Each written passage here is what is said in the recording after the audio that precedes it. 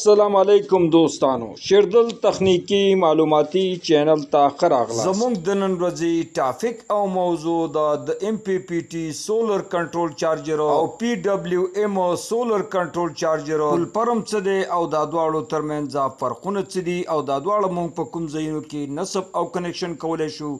نو دوستانو زه غواړم په دې رابطه ستاسو سره مختصر لږ او مهم معلومات شریک کړم.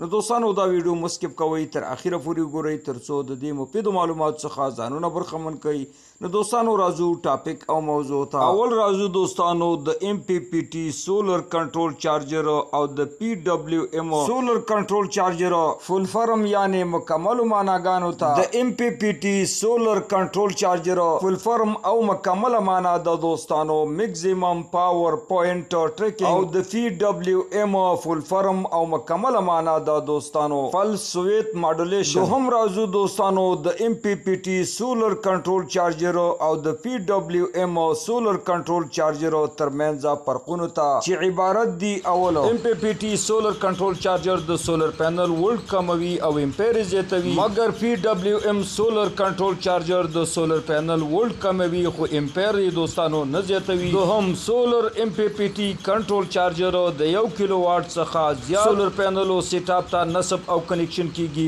مګر دوستانو PWM سولر کنټرول چارجر د 1 کیلو واټ سولر پینلو د سیټ اپ څخه کم سیستم ته نصب او کنیکشن کیږي. د سولر MPPT کنټرول چارجرو قیمت دوستانو زیات دی، مګر د PWM سولر کنټرول چارجرو قیمت کم. څلورم سولر MPPT کنټرول چارجر ډېرې کمې دي او ډېرې کمې پیدا کیږي، مګر دوستانو PWM سولر کنټرول چارجر زیات دي او په هر ځای کې پیدا کیږي. نو دوستانو دا وا زموږ د نن ورځې ټاپک او موضوع چې د MPPT سولر کنټرول چارجر او د PWM سولر کنټرول چارجر ترمنځ د فرقونو پر رابطه باندې وا.